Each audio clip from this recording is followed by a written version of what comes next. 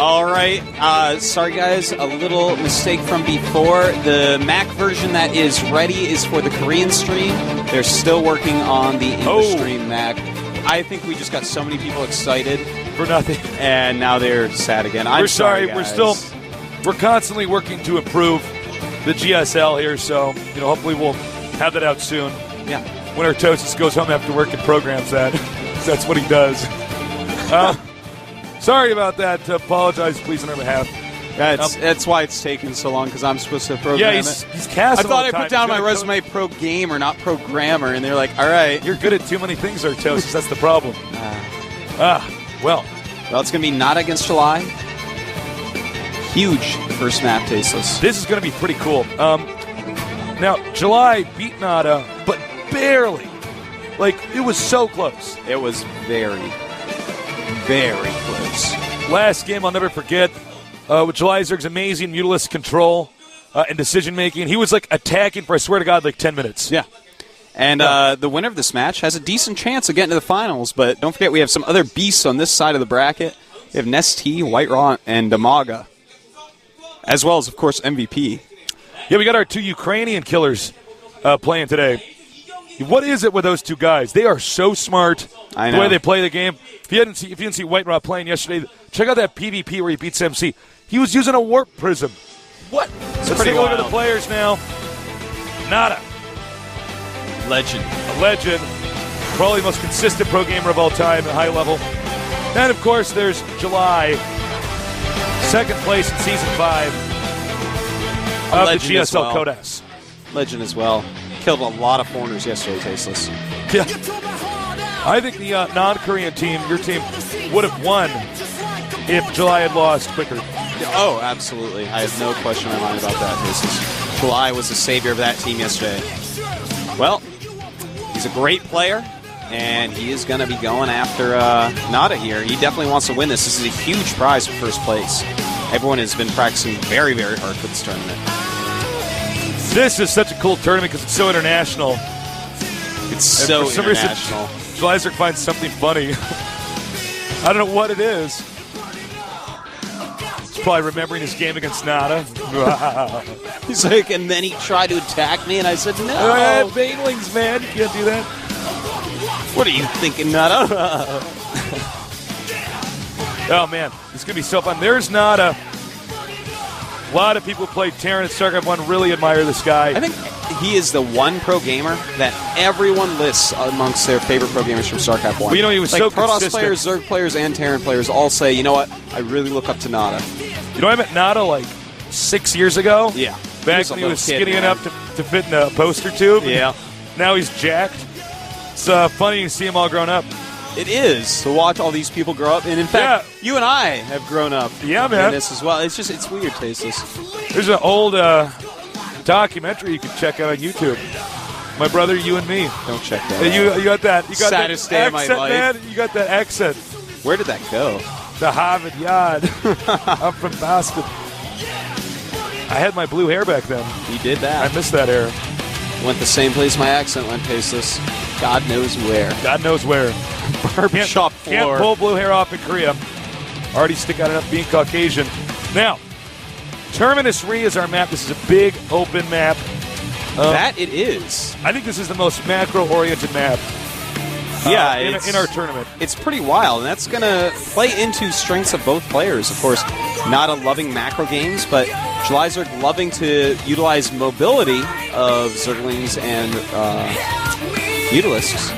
What's that flying unit, the flappy flap? The shrimp with bat wings? Yeah, that's the Mutalisk, Artosis. Oh, okay.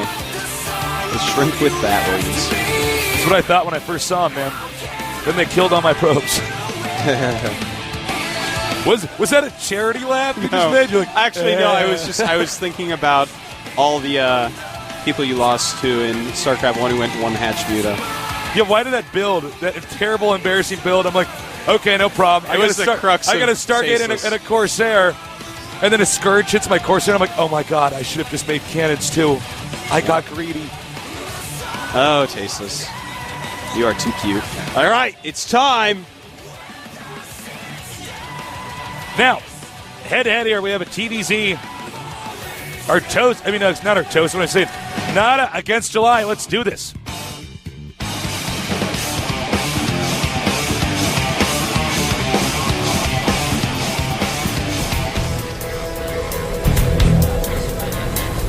All right, over here in the red at the far right, we have the God of War himself. Starting July.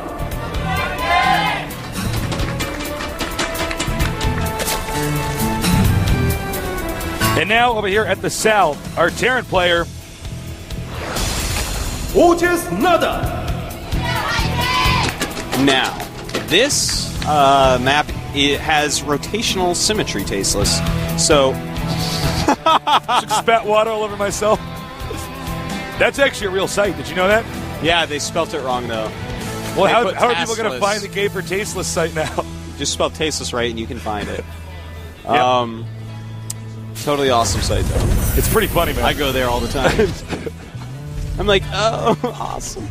Tasteless. When I first, somebody sent that on Twitter, at first I saw, I was like, oh, what is this going to actually be? Like, then I saw, I'm like, oh, this is actually pretty funny. Yeah. All right. So back to what I was saying. This map has rotational symmetry, which means Schleyserg wishes NADA was at either 12 or 9. He does not want him to be at 6, but NADA is at 6.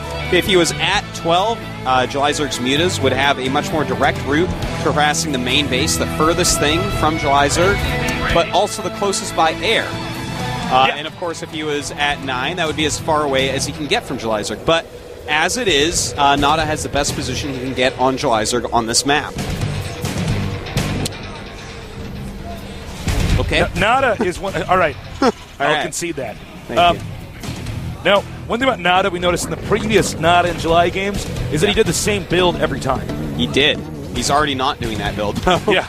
He went 2 bears every time before. Is he going to do this build every time this time around? Is he going to mix it up more? I think he'll mix it up more, you know. I firmly do not believe in doing the same build over and over in a tournament. Yeah, no, you do in a best of 3, it's safer, but when you get to a best of 5 like it was against Schleyserg last time, that is not something you want to do, Tasteless.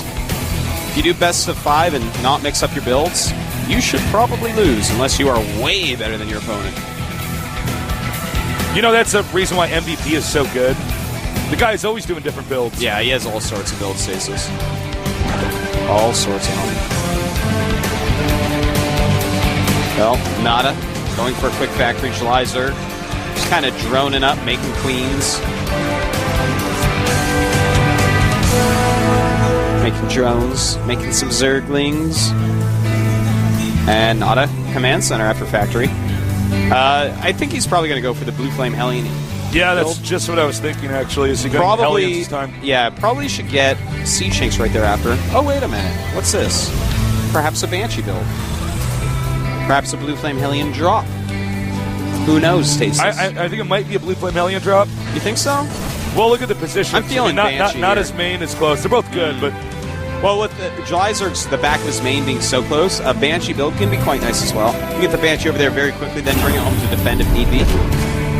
Schleyserg has speed on the way. I remember from StarCraft 1 watching NADA play, and he would actually have one Vulture in a Zerg's base and kill 20 Zerglings in every single drone. Oh, yeah. And had 1 hit point left, but he was controlling it so well. And it is going to be, it looks like a Banshee. You were correct. Yeah. And he's actually making 2 command centers. Pretty excellent. Yeah, that's this new thing that these Terrans are doing is they make an extra command center and keep it in the main. Well, and just make SCVs and drop mules. Especially on this map, too. Because you do have that third base, it's so easy to take. You know, the thing about the orbitals, because it can be moved on a planetary, you can actually just hide in your base. It's true. And just land mules and move out when you're safe. And the Banshee's really going to help with that, because what can you actually do as Zerg for early pressure? All stuff that doesn't hit air. So the Banshee's going to make him feel very safe to do a very economical build thereafter. And so I think that's a really good plan by NADA. I actually really, really like this plan. Now, he only made 1 Banshee, didn't get Cloak. Schleyserg right now scouting NADA's base. And he does see 3 command centers and the fact that there will be no Cloak. So he actually sees a lot. That Overlord was so worth. You know one thing people don't do enough when you get a Banshee out is after you're done harassing the drones, wait for them to make a creep tumor. Kill that. It's early game. They're going to be making a lot of larva injects with the queen. Oh, almost. That's what I'm talking about. Almost got it. You notice the missile shot, but it didn't do damage? Yeah. I did. Did you notice that? I noticed. It was cool. All right, we do have a Spire on the way. Stim for NaDa, +1 for NaDa. And Jalizerg, this is like such a fast stim. He's very smart to scout with that Overlord the way he did. He knows that there's no chance of a Marine Marauder attack coming anytime soon. Skips the Baneling Nest, goes straight to Muta. That's going to give him more control, more harassment, more scouting all game long, and that'll also allow him to know exactly when he needs his Banelings.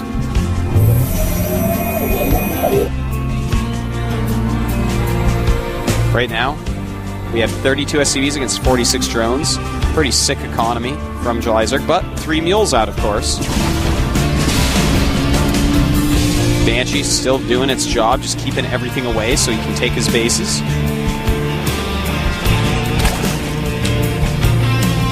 July is, excuse me, July is taking his 3rd base now. Yep. And it's going to be a pretty passive game for the time being. I mean, yeah, they're both massing up. We'll see some Mutalisk harassment, but that's about it. No one's going to try to kill each other quite yet. Jalizerg wants some more drones before he turns on the kill switch. You know, that's one characteristic about July I really like. Yeah. Is this, once he deems it time, he just never stops attacking. Yeah, he decides when he wants to kill you, and then he either kills you or loses. He has had times, though, to be fair, because I think we overgeneralize that a little bit. Banshee going down by Mutas, but every now and then he'd be like, all right, this isn't working. Then he like switches into ultimate drone mode and back into units. Yeah, so, we have seen that from time to time. Very flexible player. In fact, he did that against White Raw yesterday. So we have a Baneling Nest on the way, +1 melee attack, +1 Mutalisk attack. NaDa getting his turrets up, as you see, as the Mutas fly around, look for places to harass. Right now, we do have 70 supply to 80, well, 93 now. Jalizerg in the lead. July making a lot of Mutas. Starting to make a good amount of Zerglings as well. He's attacking the destructible Debris. Yeah. Debris. Who leaves Debris everywhere, man? I know. Who left this mess on this map? On this perfectly symmetrical map? If that was my Debris, it'd be indestructible. Yeah. I leave indestructible debris. Siege tanks and medevacs on the way. NaDa just moving out a little bit. Those are my rocks. It's my Debris. I like how NaDa's actually making a lot of turrets. He realizes that Jalizerg is very scared with his Mutas. And by the way, Jalizerg expanding to 12, the natural 12. Very smart move there. It's so far away, NaDa can't possibly attack it. Safest 4th base you could think of. It's smart to take bases like that because Terran has to push your main then, which is more easy to defend than the expansions, which are sort of naked. You know, it's good to take a main like that if you're Zerg as well, because if you have Mutas on the map, you're going to catch a medevac drop. High chance. Yeah. Terran basically is taking a big risk if he does move medevacs out on the map. Quite true. 16 drones on the way for Jalizerg, a bunch of upgrades going, including Burrow and Baneling speed. I think we're going to see some Burrowed Banelings this game. This is such a huge map. A great decision by July. And right now we have 78 drones against 48 SCVs. July's economy is just booming, Tasteless. It's just booming. In fact, NaDa right now, that's his 4th orbital he's getting. Yep. He did not move the one in his main, correct? No. And I'm talking about the additional one in his main. Yeah. I wonder what his plan is. He got to burrow these Banelings? Oh, yeah. And did NaDa actually see that? He had units that walked up just at the last second there. That's actually very interesting. I wonder if he saw. We got a drop over here. But NaDa converges on it with his Mutalisks, with his Zerglings, and that drop, as I was saying before, you can't really attack up there. Jalizerg is way too mobile right now. You know what's a great trick for you guys at home? Is if you're going to make a Baneling trap, what you want to do is have like a Zerg